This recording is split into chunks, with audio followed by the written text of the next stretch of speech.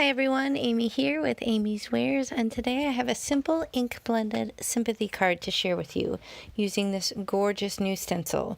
This is called Wildflowers. It's one of many of the gorgeous new stencils in the shop at A Colorful Life Designs. So be sure to check this out as well as the rest of the amazing stencils in this release. And there's even a stamp set, which is super cool and versatile and great for use year-round. Now here's a photo of the finished card to show you the direction that we're going. It is single layer.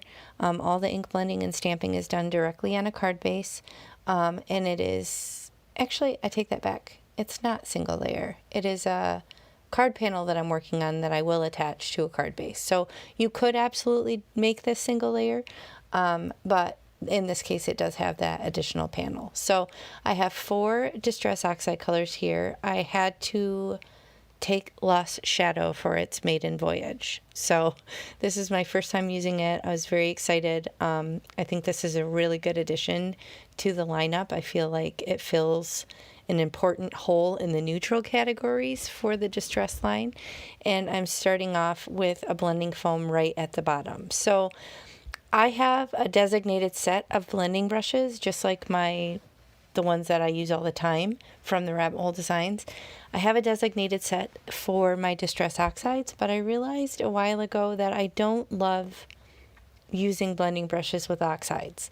It just gunks them up too much and I can't get a good blend. So I do have them still. I will use them on occasion, but for the most part, if I'm going to be doing ink blending with my Distress Oxides, you're likely going to see me going a bit more old school with these blending foams and the little wooden handles, just because I find it easier to get more ink down and be able to move it around that way. So I'm working through these 4 colors, creating a nice blend in the background, and then I do end up bringing another one of the colors down just to kind of have it meet at the bottom next to the Lost Shadow, just so it's not too light on the bottom of the card. So I know sympathy cards are something that many of us struggle with.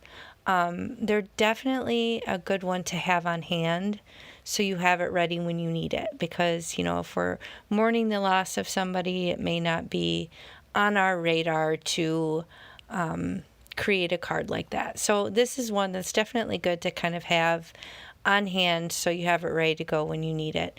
And beautiful botanical or florals are always a good idea for sympathy cards. I like to keep it simple. You don't have to overthink it. It doesn't have to be overly complicated. I don't typically do a lot in terms of glitter or blingage. You know, if I don't know, if the situation warrants it, maybe, but in general, I just tend to keep it simple because it's more about the message. It's more about the intention, right? You know, I know it meant a lot to me, every card that I got when my mom passed. So just don't overthink it. Just have fun playing with your stuff. And like I said, if you're able to batch these in advance and have them on hand, it's always a good idea. Now, this is my favorite stamp set. I got it a while ago from Simon Says Stamp. I will link it in the video description box below.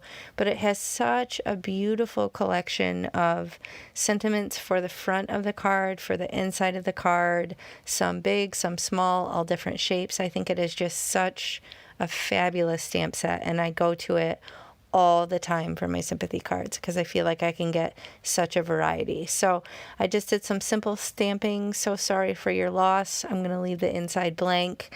I can customize it as I need it, or I'll just keep the space open for writing to my recipient. So I hope you enjoyed this. If you did, please hit the thumbs up and consider subscribing. I sure appreciate you spending time with me today, and I'll catch you next time. Bye.